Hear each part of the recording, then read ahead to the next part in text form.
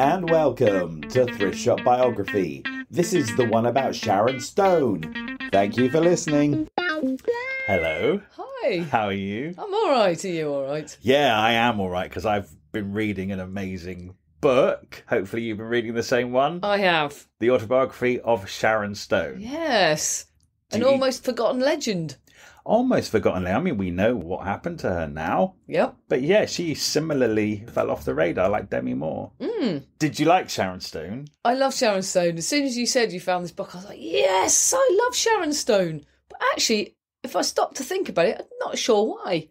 Is it just because of Basic Instinct? Which she is amazing in that film. Yeah, I know she is. It's probably just that. She doesn't talk about all of her films. She's very selective in the films that she talks about, which made me question why I love her so much.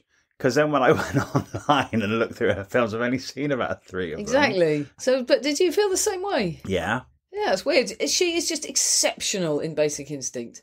Yeah, but also, of course, when somebody is massively famous in that way, you do see them as themselves. You see them in other things. You read interviews and stuff. I've just always really liked her. But always really rated her as an actress as well, even though I've only seen 3 films. That's it. Isn't it strange? Yeah. What are the 3? Basic Instinct. Yeah. Casino. Oh, yes. She's brilliant in that. And Total Recall. Basic Instinct 2. I didn't even know there was one. Because she doesn't mention it. Oh. There's a reason why she didn't mention it. Is it terrible?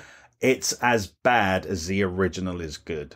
Wow. It was a real mistake. Nobody should have gone near it. Oh, my God. No, so it's 4 because I've seen Total Recall. Actually, I've seen The Specialist. I've seen Sliver, actually, so I've seen more of them. Yeah, I just really like her. And you see her face everywhere because she's the Dior woman. Oh, I think she's possibly the most beautiful woman I've ever seen. Yeah, she's stunning. Yeah, yes, she is. She really is. Yeah, she really is. That Irish blood. There's a lot of beautiful Irish people. Is there? Yes. Name another one. The Cause. They are very beautiful. Yeah. What about the Nolans? Are they Irish? What? Anyway, let's talk about Sharon. I don't know anything about the Nolans apart from, their careers. What do you mean apart from their careers? That's all there is to know about them. If you quiz me about their careers, I don't even know that.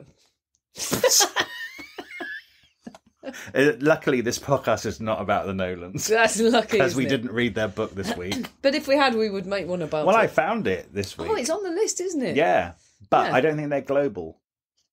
If any Americans listening know who the Nolans are, let us know and we'll do it. I feel like one of them married Bobby from Dallas.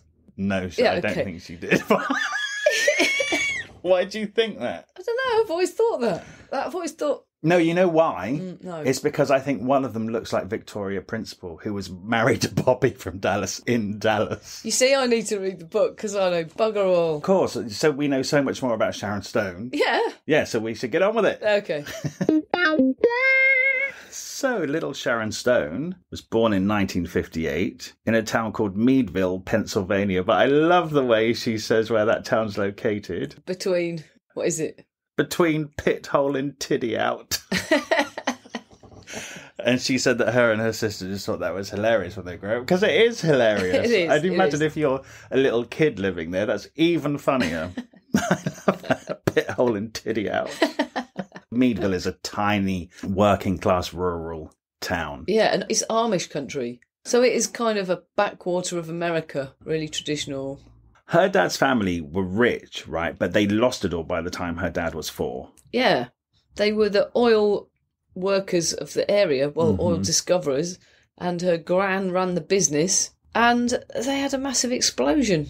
And her dad's dad was killed, and uncle. And so all the money went to her dad's cousin, the uncle's son, who was an 18-year-old bloke. Because his mother, who'd run the business, couldn't inherit because she's only a woman. So that's where the beginning of this woman problems turns up. This is basically an ode to the journey of women from where they started in a bad place and where they end up in a much more hopeful position to go forth into society.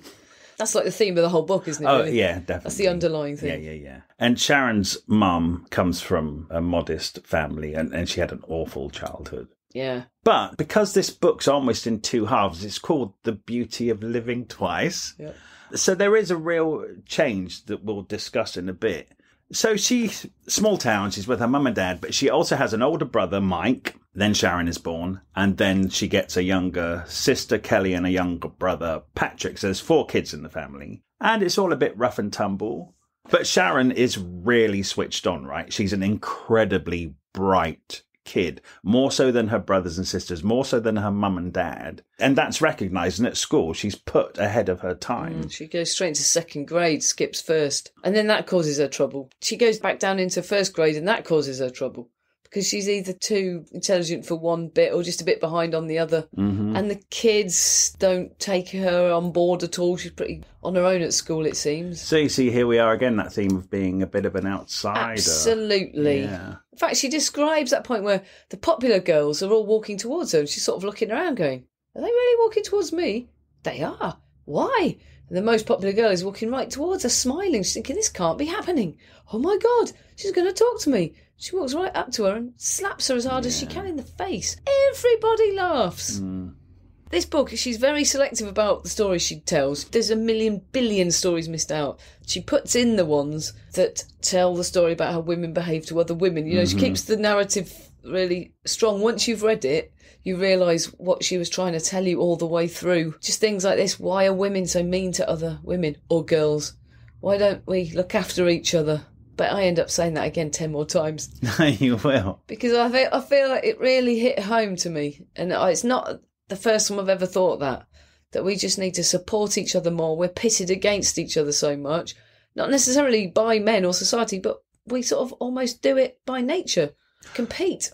Okay, full disclosure, I didn't get that from this book, and now you've said it. Amazing. Of course, that's what this book is about. Yeah. Because you've read it with a female brain, and I read it with a male brain. Yeah. But it took her whole life to work it out. This happens more often than not. People writing these books get these massive revelations. And she talked to her mother whilst writing this book, and it's the first time her mum actually disclosed to her what really happened in her childhood. Yeah.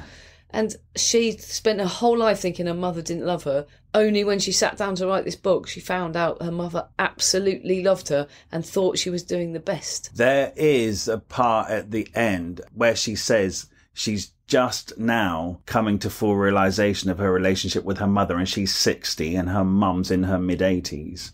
Her mum was abused by her father.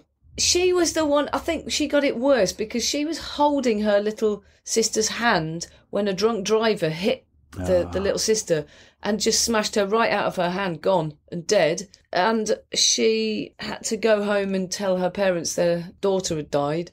So she had to bear that news. And I think she probably took beatings more from that point on. It seemed like her life just became extra crap at that point. Beatings, possibly worse. Mum's dad was a paedophile.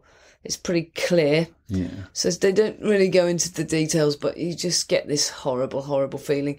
And she was about 8 or 9 when she finally got changed in a gym class and had a shower, and her classmates reported her bruised body to the teachers, and social services took her away and put her into a dentist home where she basically became the maid, the cleaner, the accountant, laundry, cooking, everything. Aged 9. Yeah. And worked for a family as a servant. And she learned to do all of this to support herself and get herself out. But she was probably really intelligent as well, but she never got a chance to be schooled. And she was pregnant at 16 and had to then marry the father. They stayed together their whole lives and they really loved each other. They were an example of love to her, although she didn't know that they loved her, but she knew they loved each other. So she could see love existed. She just didn't feel any personally. Yeah. So the baby they had at 16 was Sharon's older brother, Michael. And then there's a gap of a few years before Sharon, like 4 or 5. I kept forgetting how young her parents were. Yeah, exactly, 16. Yeah, because meanwhile, her dad's family had exploded, basically. He was 4, but he always remembered what it was like to have a good life, even up to 4. Wow. So he kept it in his head that he was someone. Yeah. He was more than this. So he worked really hard. Once he married And then they just drove together to make something of themselves and to make something for their kids, which is why they're such hard disciplinarians.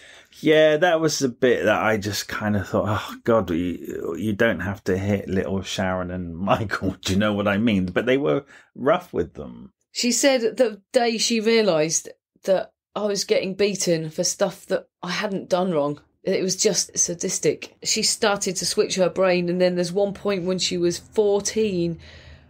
Oh, where she, wow. Yeah, it's amazing. She felt cold inside. She walked down the stairs, fixed her eyes to her dad's eyes, and said, "Do you need to hit me to feel like a man?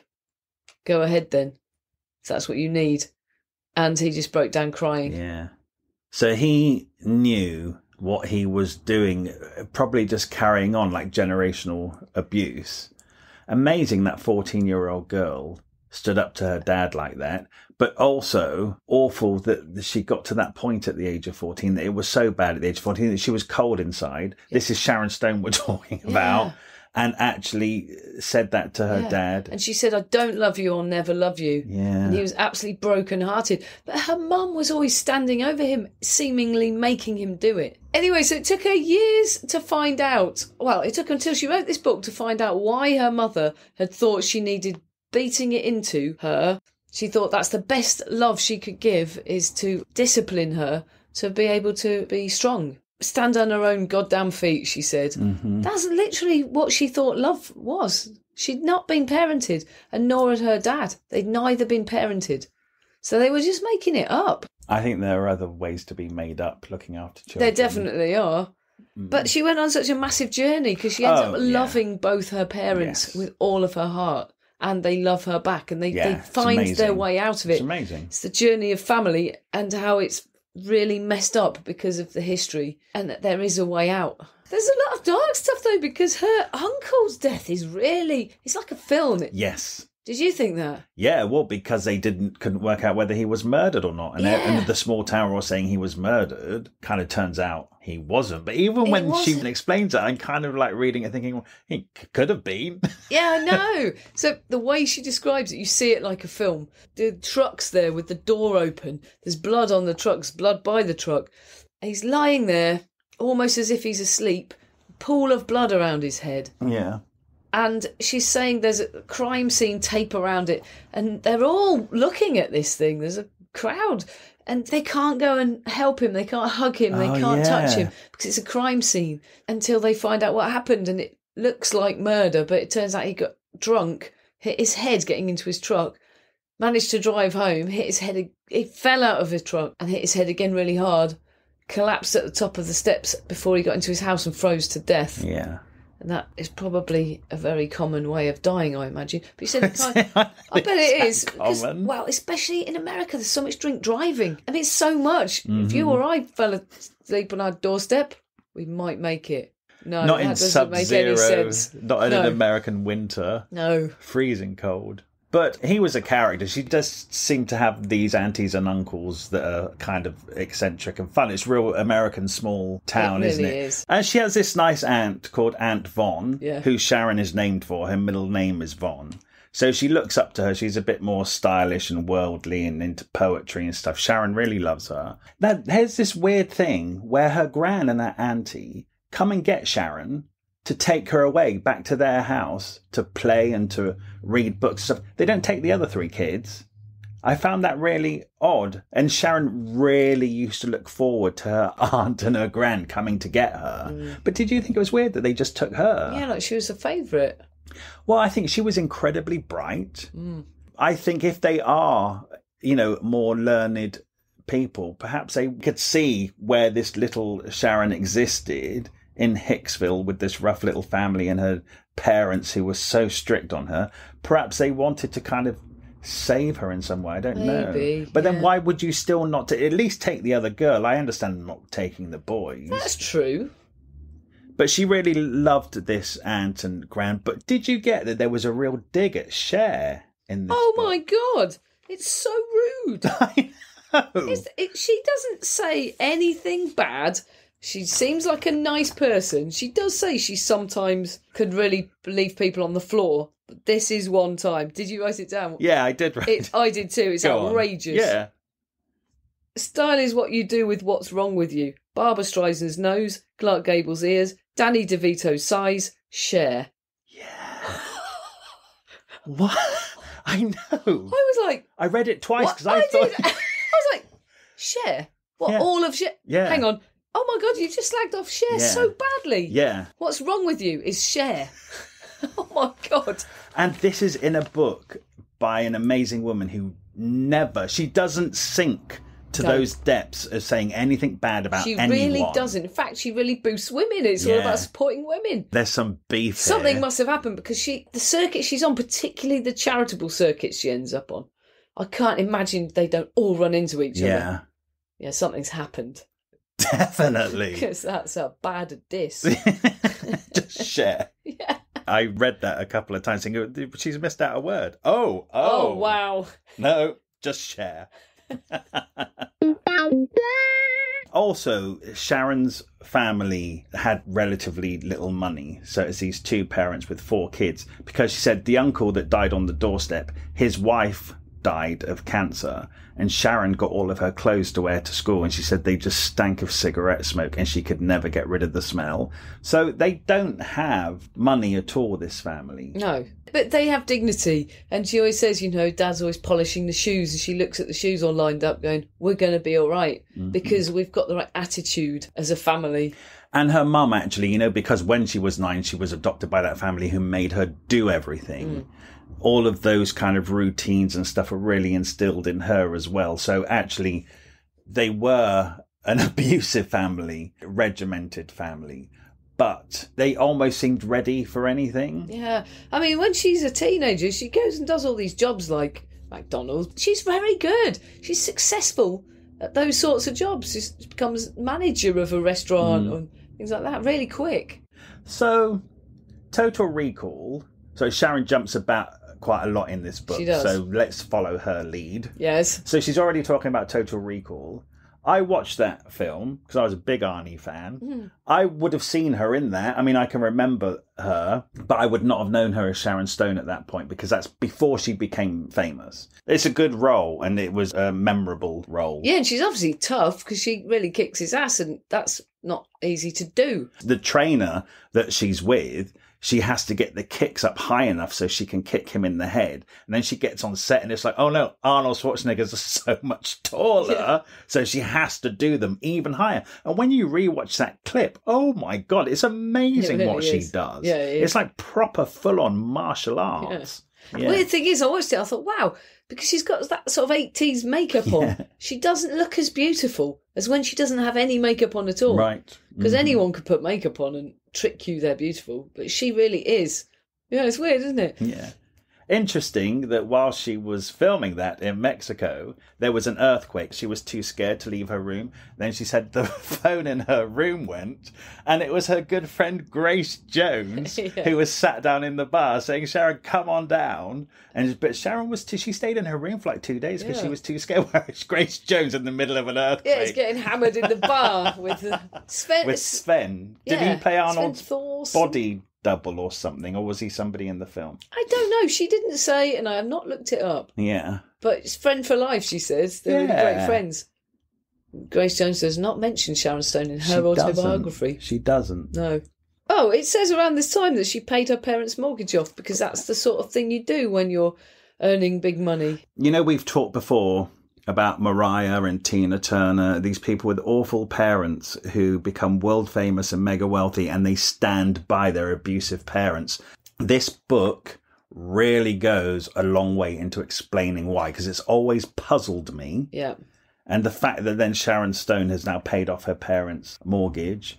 But Sharon Stone actually goes further, doesn't she? Because she doesn't just look after them. She really forgives them. Well, she investigates them and makes them communicate with each other. So she understands them. That's one thing most people never do. They never talk. They never reveal themselves. Yeah. So these people were good people underneath their craziness, basically. Yeah.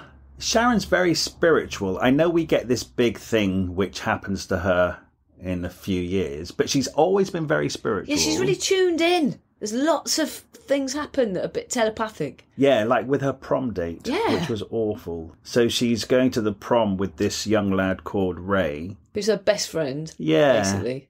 What are they, 16? They're 17 when this terrible thing happens. So she comes home from work one night and she just feels really weird, like the wind's been taken out of her and she has to sit down. She says she can just remember that she has to really control her breathing. She doesn't know what's going on. She sits down with her back to the sofa and she just sits there for the longest time. Yeah, really, really anxious. Yeah. Until the sun comes up and then the phone rings. And it's Ray's mum who tells her that Ray has been killed. He was on his motorbike and he was hit by a car, a hit and run, and it only broke his jaw. But he's lying on the floor and the hit and run driver didn't stop. And he ended up choking to death. If the hit and run driver had stopped, he would have survived. Yeah. So it was a slow death. And all that time was exactly the time she was sitting there knowing, couldn't breathe. This happens a lot to her, this sort of Yeah, psychicness. and you know how I feel about such Yeah, things. are you starting to think If anybody something's- has, I mean, we've read books where people have said that before, and I'm just like, oh, shut I've up. heard it so many times. It's definitely something But now, we don't understand. But Sharon Stone is the one who's got me closest to Really? believing, okay, there's probably something here. there's something. only 'cause It's some sort of energy. I don't know what it is, but there's more. There's so much we don't understand. At least accept that. Of course, I get that. And it's kind of like she was really good friends with Ray, best friends. So they obviously had some kind of a connection. You can call it a spiritual connection. Because it's interestingly, they were prom dates, but they weren't boyfriend or No. girlfriend. So I think that's a deeper bond, that they were best friends, actually. Yeah. And things like this happen again in her life. She's just so open and attuned to everything. But that's this amazing brain that she has, you know. She's sensitive to everything. She is, like, if you want to talk about brains in terms of IQ and stuff, I mean, she's undeniably genius level. I looked it up on Wikipedia. So she's got an IQ of 154. That's genius level. She's genius, yeah. Yeah. Well, she says, doesn't she, that her... Like, I think one of her aunts or something taught her how to count cards. Oh, yeah, she can count cards. And Yeah. they went to Vegas and they got thrown out because... She got thrown out of the casino because she kept winning. Yeah. That's a genius level brain, because if you can count cards, you have to have expansive memory. And you can do all the odds and everything, Yeah. Yeah, definitely. Yeah. And yet she was told she had a midget brain by the maths teacher or whatever. Just because she was a woman. It's because she was a little girl, probably. Probably. She basically lets us know a bit about her teenage years, and it's all wrapped up with a boyfriend she had who was a hippie intellectual stoner. She's definitely a stoner. Sharon Stone is a stoner. That's one thing I've learned. Sometimes she'll sit on a beach and someone else is having a tequila and she's smoking weed. That's who she is. She's the smoker. But her boyfriend, who was actually a pot dealer, was sharing a house with her brother Mike, who ended up doing a bit of dealing and then very quickly slipped into much more dangerous drug dealing, because that was all wrapped up with the same time, so she was around it all. And her brother Mike started coke dealing, and then she's around pretty bad people, and then it gets dangerous really fast, and then he crosses the state line into New York and gets arrested with a ton of coke on him, so he's got 15 years to life in prison. He serves 5, but his life is ruined because he's got 10 years probation and no one will hire him to do anything. His life's ruined. I think she gave him a lot of opportunities, actually. But with that, there's a lot unspoken that is implied. There's a lot of violence, threats to their families, because as soon as he was arrested, I imagine a lot of his associates were putting pressure and threatening the family not... She didn't go into it, but it sounds really scary enough for them to want her out of the area. Yes. So they get her to New York. Yeah, the mum and dad say to Sharon, she gets an opportunity to go to New York. She's still young, but they say, yeah, it's better that you're out of the way. Yeah, so it was pretty bad times, wasn't it? Yeah. He served in Nam, Mike, Merchant Navy or something. He ended up seeing too much. And that's also, it said he caught his wedding ring when he was jumping down, and it amputated his finger. And so he ended up in the amputee's place with all the Vietnam people coming back with all their amputations, and a lot of them were taking heroin to cope with it, and all the hallucinations and stuff, and that sort of got him into drugs, basically, and it sort of sent him off on a bad path. Also in a small town with limited prospects anyway. I mean, what are your options there? Yeah. Sharon... That got her out. Hey? Yeah, it did, because what happened is that little genius Sharon, already at the age of 15, got a scholarship to the local university for creative writing, and she went, but actually, again, like when she was younger and was put a year ahead, now she's with older kids, and so she just feels out of place. She does all right, but she enters a beauty pageant. One of the judges says to her, wow, you need to forget about your studies and go to New York, which sounds like a crazy thing to do for an extremely intelligent young woman. But when she floats the idea with her mum and dad, they're like, yes, this is going to get you out of this area. Go. So she goes to New York. She has an auntie there, so she's not going to no one. And she signs with Eileen Ford. Yes, and we've read Janice Dickinson. Janice Dickinson and Grace Jones, yeah. Oh, yeah, that's true. But Janice Dickinson had so much trouble getting signed, didn't she? She had to go and bang on the door, and she wasn't good enough. Yes, but you know why? Yeah, because she was the wrong type. She was too dark. Sharon Stone is blonde hair. Sharon Stone is exactly beautiful American. You're right. They said Eileen Ford is the model. We learned so much through these books. Yeah, we suddenly know all about the modelling industry. Eileen Ford really takes the stereotypical American beauties. Wilhelmina takes the people who don't. Yeah, who don't fit into the norm. Yeah, yeah. So she's straight in with Eileen Ford. Straight in there. But she's not the right shape for catwalk. You have to be anorexic. She wasn't anorexic. She was curvy. Mm-hmm. I mean, curvy by modelling standards. Yeah, right. Yeah, so she gets sent on all the weird jobs, the odd jobs, the ones where she gets painted all in gold and, the odd jobs. She said she could make £5,000 twice in a day. Yeah. Amazing. Then she brings up her neck. She says that the scar on her neck becomes problematic. And I think, she has a scar on her neck. When she was 15, she was breaking in a horse. This tells you what a tough young woman she was. Yeah. Breaking in a horse anyway. Like, as in a wild horse and trying to make it rideable. Yeah, because she would get, if she could break it, she'd get $25. So she was breaking in a horse. Her mum was out hanging the washing up. The horse is obviously going wild, makes a bolt for it, past the washing. The washing line. The washing line goes across Sharon Stone's neck, but her foot is caught in the stirrups. So she's still on the horse, being strangled by the washing line. Yeah, which basically garrots her. Yeah. Completely and utterly slices through her neck. Her mum goes into survival mode and slams her hand on the chest of this horse. And I don't know what happens, but somehow they're disentangled. But she's got her literally neck flapping open. Yeah. Like, flapping bloody open. She's lucky to be bloody alive. Yeah, she is. Yeah. And there's no time to get her to the hospital, so I think the doctor comes to her. Yeah, and puts like butterfly stitches in it or something, like 18 or something like that. So it heals. I really get it. She had something like a red rope under a pink rope under a white rope. I really get the picture of that. The scar. So she's got this hideous scar right across her neck that gets make-upped over for films and obviously for modelling shoots. Who knew? Hey, another thing about her modelling, she used to go to Studio 54. I know. And I've never known that. No, I didn't know she was part of that history. She wasn't anybody, so she wouldn't have been photographed with the gang. With she just would have been one of the people there. Yeah. Never got in a photograph. No, she might be in some of the photographs. Well, she probably Do you think we would have seen them by now? No. Oh, do you know what? I have to say, very disappointed, Sharon Stone. There are no photos in this book. I know. Where are your photos? I know we can Google you, but once. Yeah. It's the first book I've read where there's been no photos, and I have to say I'm very disappointed. But I think she's written it like a book to read. Well, yeah. No, but like a novel.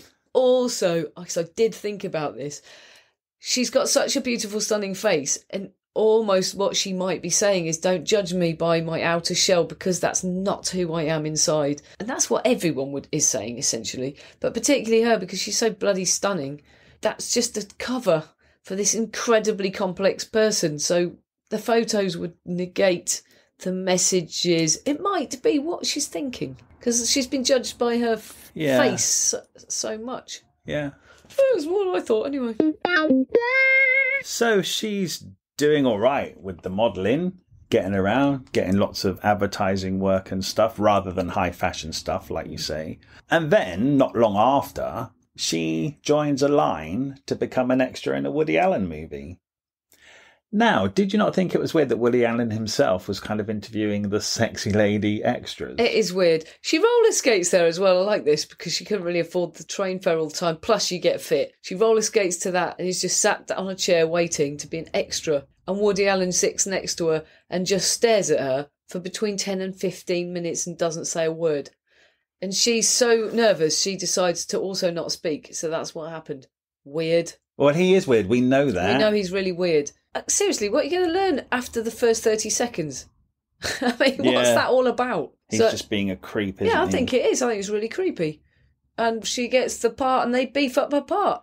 Like a day's work became weeks of work. Did you watch that on YouTube? No. Oh, she's beautiful. Really? Yeah, I don't know how it became weeks of work because it literally is just a kiss through a train window. Is it? And it's shot in black and white and she really looks like a 1940s film star. Wow. She's absolutely beautiful. Oh, yeah, he said, don't kiss like that. Kiss it like you're kissing me. Gross that he would have say that, implying that he thinks that she'd really, really want to snog him. Yeah.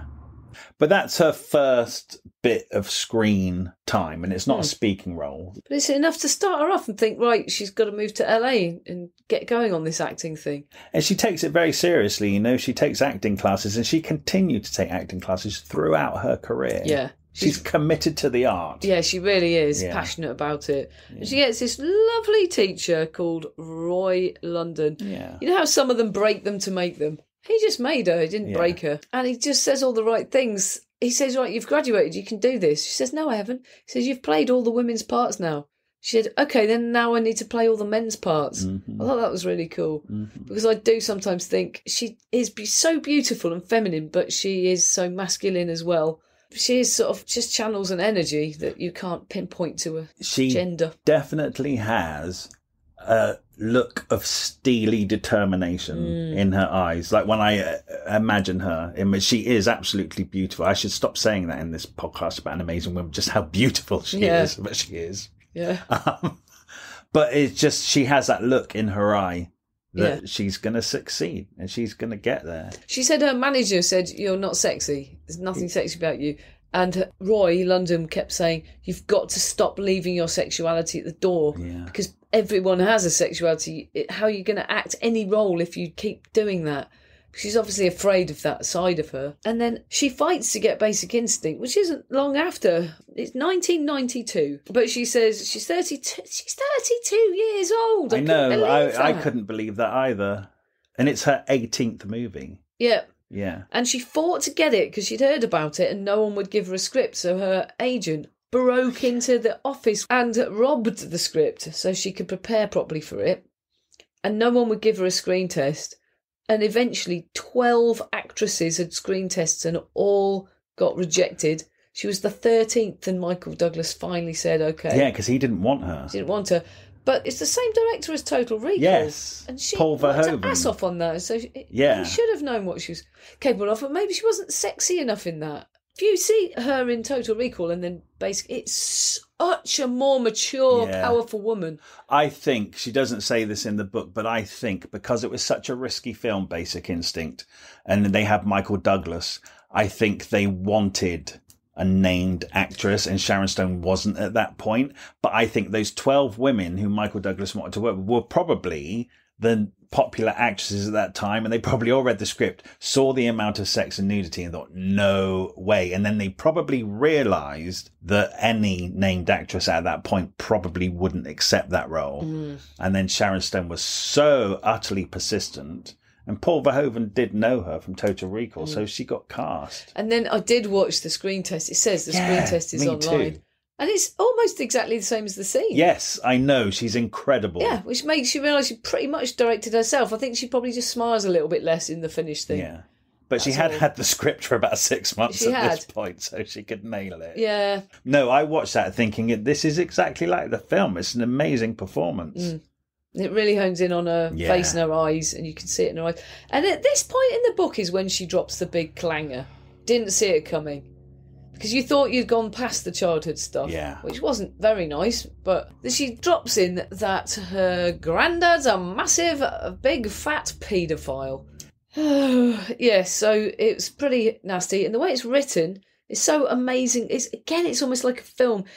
I can sort of picture this dusty room, and there's a big farmhouse table in the middle, and there's 12 cats tied up to the table. So she said as soon as you even approach the house, you can hear this scratching and meowing because all these cats are trying to get away. They're all tied up to the table in the middle of the room. That's insane and very filmic, isn't it? And then she says it's light pouring in, it's extremely dusty. You see all dust particles. And this chair that's really thickly woven, and where you can sort of see every bit of weave and it's like when something intense is happening to you, you can hone in on something and really see it so clearly because you're basically having so much panic in your brain. You get this amazing focus. So she describes this and basically describes her little sister being abused by her granddad. Her grandma is blocking the door. Oh my God. In the room. I'm not sure, but sometimes she gets thrown into the cellar. Basically, she says, I wasn't a victim, I was a witness. And she says, no, stop, I was a victim. Of course she's a victim. Absolutely traumatised both of these young girls. And basically the reason she puts this in, this is about at the middle of the book, so you don't see it coming, is because she channels all of this energy that she's got from these horrible experiences into Basic Instinct and says it's the most freeing experience of her whole life because she hadn't acknowledged the anger from all of this. She said that she was stabbing the actor with this retractable ice pick. The director's going harder, and she's frenzied and she's stabbing him and actually channeling how much she'd like to stab to death her granddad. Then the actor passes out, although it's a prosthetic chest with blood all squirting out of it, and she's really shaken up, but it's cathartic because she actually realises although she'd love to have stabbed him to death, she isn't a murderer. She wouldn't do that. And she learns to let the emotions out and deal with it. Her performance really is a cut above in that film. That's really the film that brought her to the world's attention. But she wasn't taken seriously by half of the critics. And when her name was announced at the nominations for the Golden Globes, people laughed. And I think it's because they didn't see beyond what the film was. Obviously, it caused such outrage because of the nudity and the sex that I think a lot of people actually didn't see the film for what it was, which is an amazing 90s thriller. Yeah, and she's saying now we're so much more used to nudity and violence, but then there was so much less. So She says that you can see an erect penis on Netflix these days. Well, I've never seen an erect penis on Netflix. Have you? I can't think. It doesn't. Well, I'd like to know what program this is. Oh, of course, let's talk about the famous shot. Again, this is something that really overshadowed the whole of Basic Instinct. There's this infamous shot where she uncrosses her legs in the interrogation room. It's very clear that she's not wearing any underwear. Yeah. Now, there is a vagina shot, very clearly. It's well lit. Yeah, it's there. A close-up of her vagina on the screen. It really is. And she did not know that was being filmed. No, the director said, could you take your white panties off because they are shining up on the camera. We won't see anything. It's dark. She wouldn't be wearing underwear. So we don't want to see that you are, but we won't see anything. Yeah. And she first saw her own vagina on a cinema screen in front of a whole showing of lawyers, accountants. Oh my God, at the screening. She's absolutely furious. She said she went up to the projection room and slapped the projectionist. I guess. No, the director. Oh, it was the director? Yeah. Oh, do you know what? I went back to find that. I thought, was it the projectionist? No, why would you slap the projectionist? It's not fair. Reaction. It's not fair at all. I can't believe that's the first time I mean, that's awful. The director deserves a slap. Yep. To do that to her anyway, but then to not let her know that is coming up while she sat in a cinema full of men, the lawyers, the agents, everybody involved in the promotion of that film. What a humiliation. I know. And the thing is, when you watch that part, the character is deliberately showing them her vagina. That's the story they were telling, but they just didn't tell her that's the story they were telling. Yeah. And it's very powerful, but there's no way she should have been made to do that without being given a choice about it. Well, of course, initially she was furious and she called her lawyer and she said, this is not happening. And there was a big to and fro between her and the director and the studio saying, I don't want my vagina projected on a massive cinema screen. Yeah. And her lawyer said, don't worry about it. Said they can't do it. It will make the film an X rating, which means it won't sell. It's 1992. There's no way they're going to do it. But actually, they wanted to force that through. And then so in the end, she really had to rationalize it all and think, oh, Christ, this is going ahead, even though I didn't know about it. But then the more she thought about it, she kind of thought, well, do you know what? It is right for the character. It is right for the character. I can see that. For the film. Yeah. I hate that they stole it from her. Yeah. But it is right for the character. I think it's really amazing of her to have realised that. I wonder if they had said to her in 1992, she hasn't had a big hit film. If they'd have said to her, okay, we're going to have a shot of your vagina, she probably would have thought, I've killed my career. It's never been done before. I wonder, I mean, I don't think it's the right thing for them not to tell her, but I wondered if they had told her. I know both sides of that, but it doesn't make it right. Do you know what I thought? If she'd have said no, they'd have just used a stunt. Stunt double. Double. I think I have to cut a lot of that. Yeah, I know. It's funny. Yeah, anyway, it's good because I've looked at her on YouTube and she's used that as a story. She does a lot of talks about women in film and all sorts of stuff like that. And it's empowerment. We now have control. We now should talk about everything. Everything's more out in the open now and talked about. But she didn't even have the power to go to the press and say that had happened or anything. So everybody just thought that was her. She's like this sex actress. Mm-hmm. That's what she got labelled as for ages. But now she's out there telling this story over and over again. You young actresses, you should know that you have some choices. These are the choices you can make. These directors can't do this to you.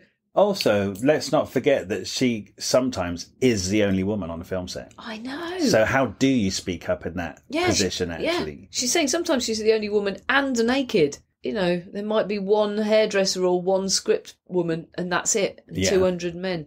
She does say at some point in an interview, and I did Google this and it is there for all to see. The interviewer says, so have you actually had any of Me Too moments in your career? And she just goes, yeah. It's like, yeah.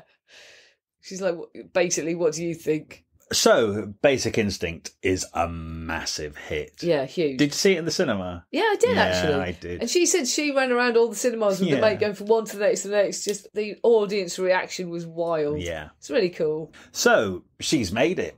She is a big star. Basic Instinct is her 18th movie, and she's getting decent film roles. And she talks about The Quick and the Dead, which I saw in the cinema as well. Did you? Yeah, I did. I really liked it because I'd seen Russell Crowe in Romper Stomper. Oh, right. So had she. So had she, and she got him the part in The Quick and the Dead. And also, she wanted Leonardo DiCaprio, who was kind of slightly known. He was very young. The studio didn't want him. So Sharon Stone paid Leonardo DiCaprio's fee to get him out in the of film. her own fee. Yeah. Yeah, she had an eye for the talent because Russell Crowe was relatively unknown. Yeah. So that's very interesting that Basic Instinct, before that, she's a jobbing actress, really. A couple of middling roles. Yeah. But then she gets Basic Instinct, becomes a massive star, and quite short after, she can pick actors and stuff and make decisions on film sets. That's quite amazing. And Gene Hackman, she brought out of retirement, basically. Yeah. So and he carried on working after that. So she made him cool again. She had a relationship from The Quick and the Dead. She fell in love with Bob Wagner. I want to say Wagner, but it's probably Wagner. Yeah. He was the second assistant director. It was the love of her life. They're kind of on off for 2 decades, she said, and they really loved each other. It's the one love that she talks about, that he was really supportive and there for her, and she just says that he was a lovely, excellent man. Everyone else has skipped over. And because said. She gets married at one point. I mean, she barely mentions it, and he's not talked about. And then she has another relationship she doesn't talk about at all. Yeah. So there's Bob. I wonder why they split up then. I think they said it was just too difficult to live separately and be in different films, and it was in the middle of her mega fame. He was there right at the beginning of her mega fame. God, he's a lucky sod, isn't he? It's just cool. But it's interesting that you said that they kind of were the love of each other's lives for like 20 years, but actually she married other people in that 20 years. She said we really tried to be there for each other maybe in over 2 decades at different parts of the universe. Yeah, sometimes it just doesn't work out. And maybe marrying other people made her realise what she had with I think so. Bob. It's sitting there looking back over your life, because I think she Yeah. wrote this in COVID, and you actually realise that relationship was lovely. And then she went on to do Casino. Yes. Which was a very, very cool gangster film, very glamorous, set in Vegas. And she'd said that she'd always said to her drama tutor that her dream was to one day be good enough to sit opposite Robert De Niro and hold her own. And she did that in that film, which is very cool. I mean, that's a very specific dream to actually have that come true. Then 9/11 happens and she manages to escape the island. Yeah, she escapes New York, gets a truck, drives to Pennsylvania, drops some of her sister's friends off. Everything's good. She makes it home and her brain explodes.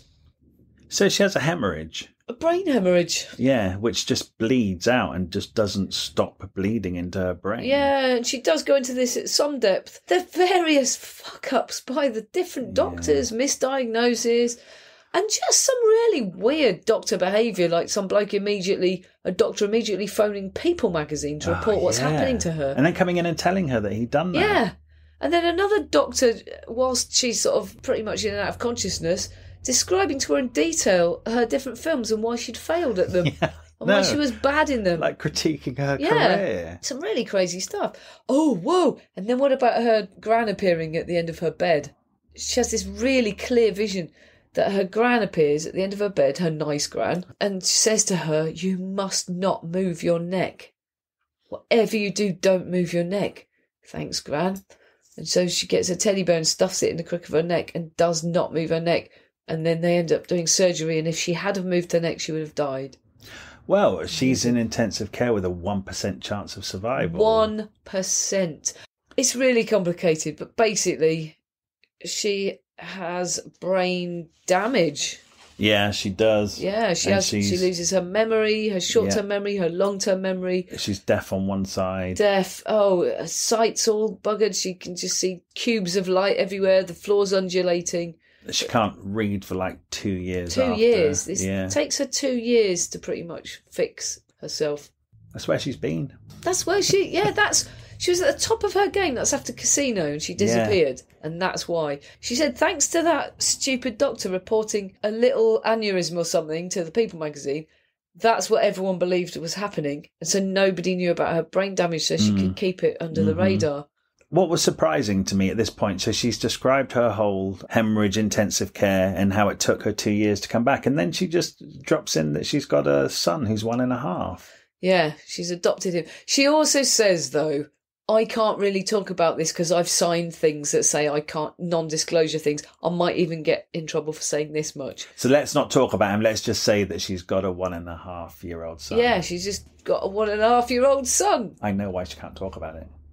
Did her ex-husband get custody? She doesn't have custody of her son. She's only got visiting rights. That's what I saw. I read it on Wikipedia. Yeah, but I want to know why. Is it because of everything, her medical problems, or is she crazy? Well, it seemed to me, because I did the same. I had to research into what she's bloody going on about. Why did she lose her son? She had him as a baby.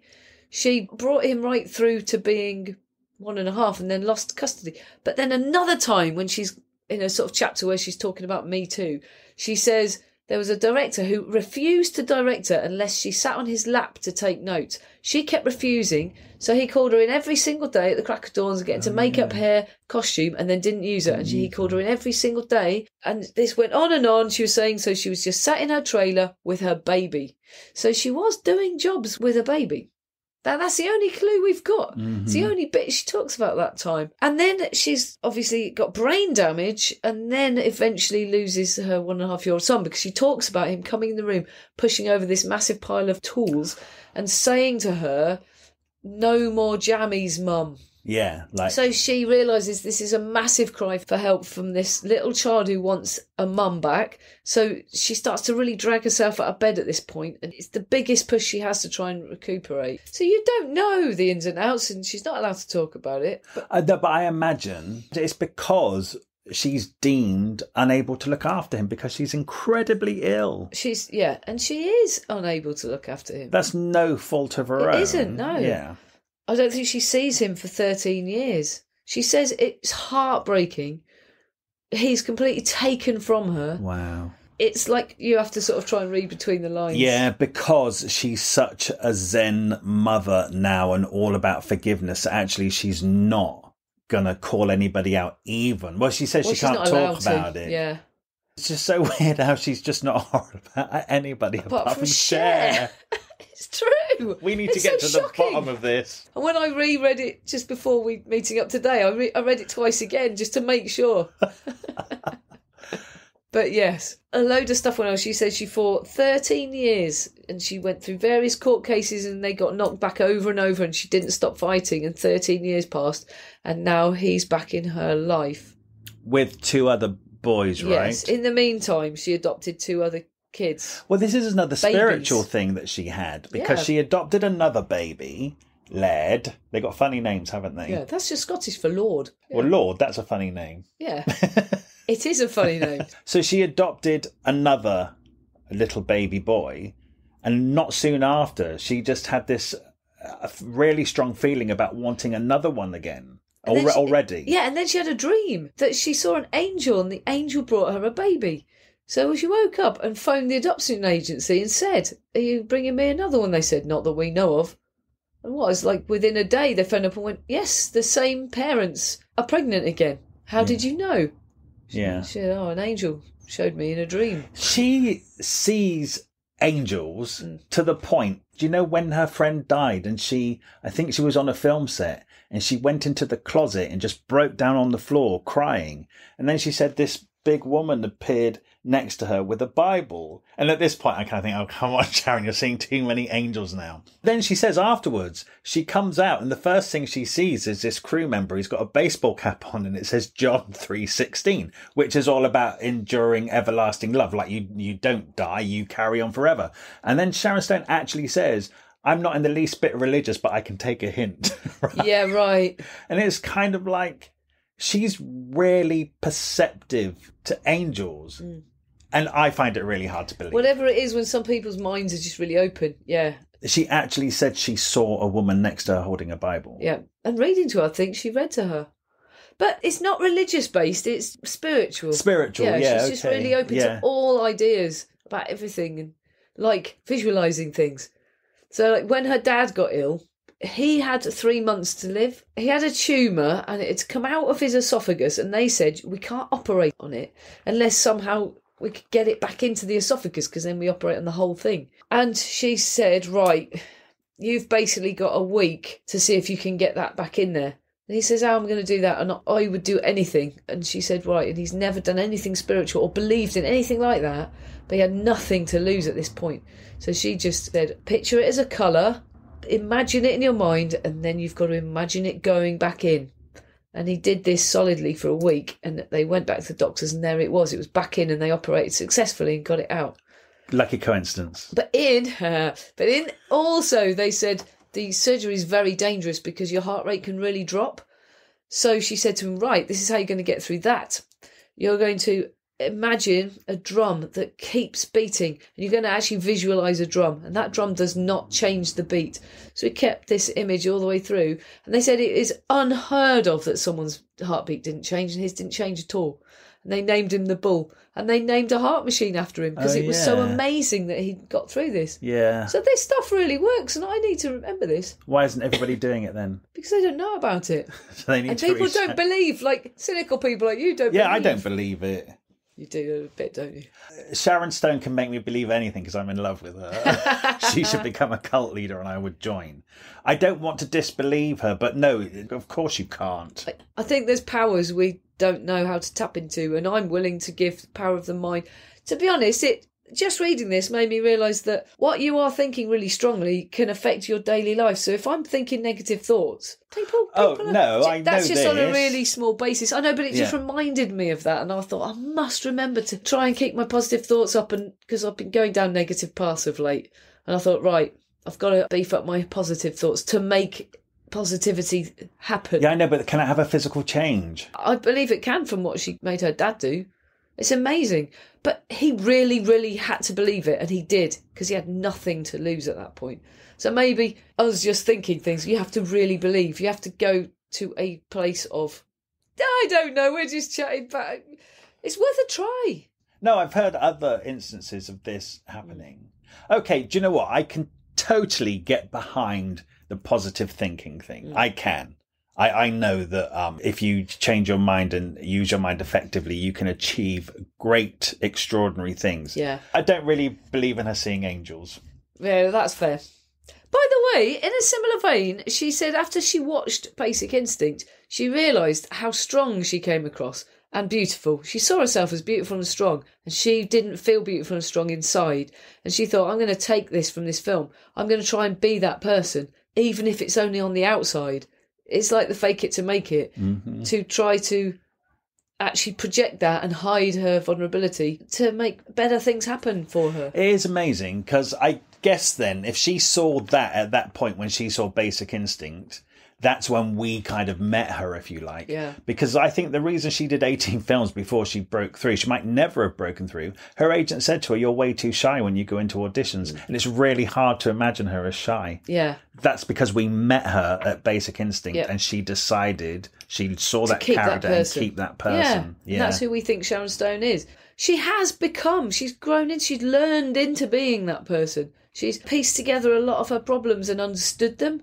She's gone on a massive mental journey, hasn't she? We should say, which I don't think we've actually made quite clear yet, is there's a very clear delineation in her life before and after the hemorrhage. Yeah. And like afterwards, she's come out and it's almost like a self-help book in a way. And she's basically saying, in a much more articulate way, don't sweat the small stuff. Like, none of it matters.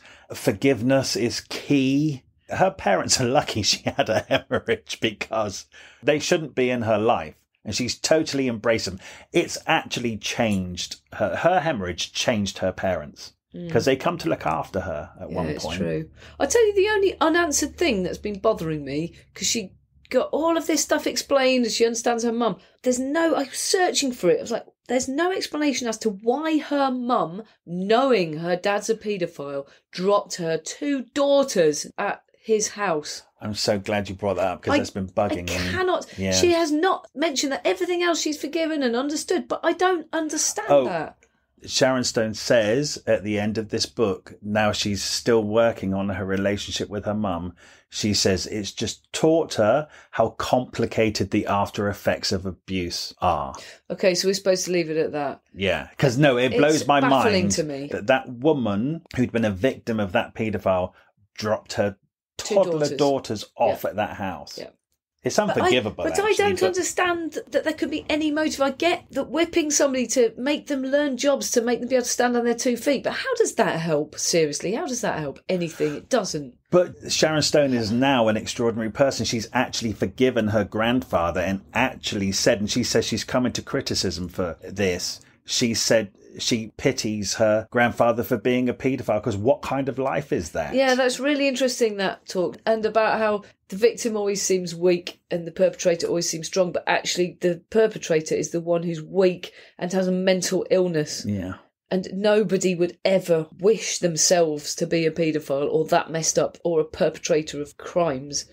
It's disease upon those people. Well, the book is called, what's it called? The Beauty of Living Twice. And this is it. She had that whole life of being a massive film star and everything she ever wanted, and then her brain exploded. The key to her life, I've heard Oprah said this. She said her life changed when she realised that her job was to serve.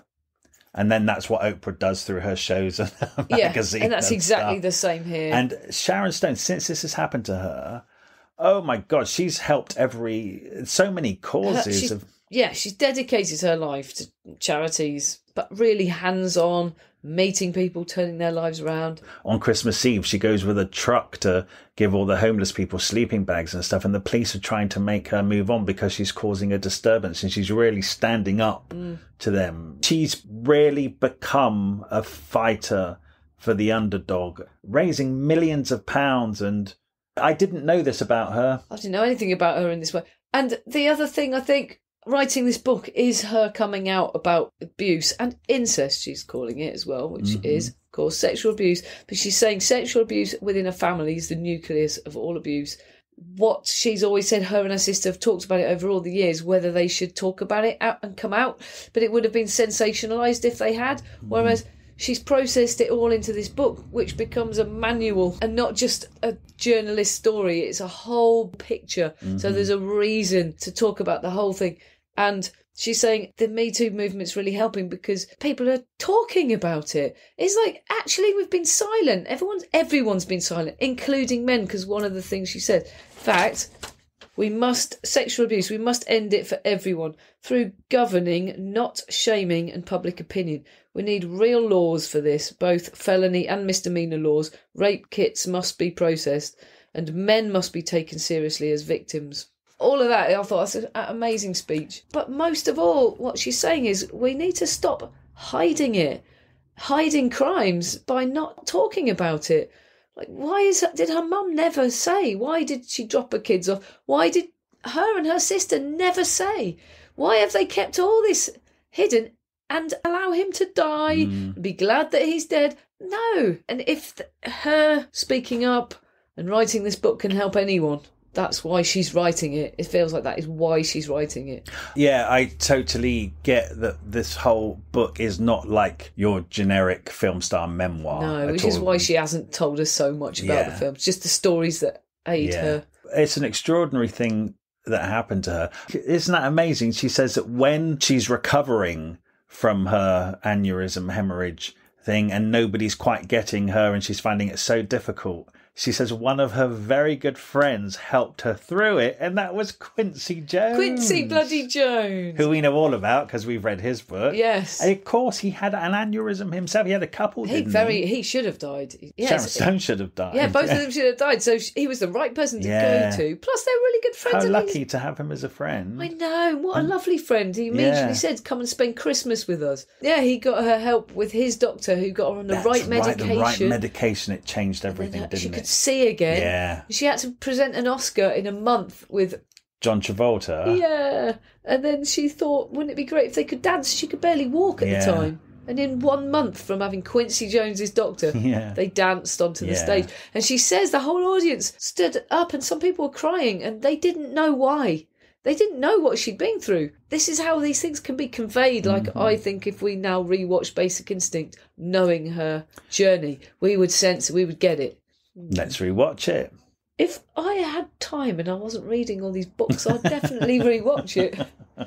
Okay, get this. I applauded at the end of this book. Did you? I shut the book and actually properly clapped. I was like, because I feel like the last couple of chapters were sort of big speeches on how we need to support each other, how women need to support each other, how we need to talk and look after people and not let this happen and stop these crimes. Not just in the film industry, across the whole of society. And everything she seems to do in her whole life is to make people better. And I was like, well done, Sharon. You are amazing. Shall we just round her off with a round of applause then? Yes. Yeah. Thank you, Sharon Stone. We've never finished on a round of applause. I know. Before.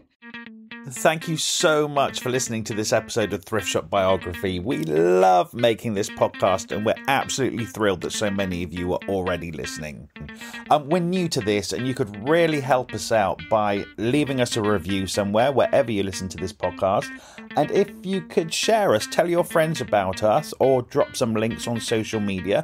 We have a Facebook page called Thrift Shop Biography. So make sure you come over there to hear about the episodes first and what else we're up to. Okay, see you next week. And if you're new here, there are loads more episodes now to go and listen in the back catalogue. So make sure you go and enjoy them.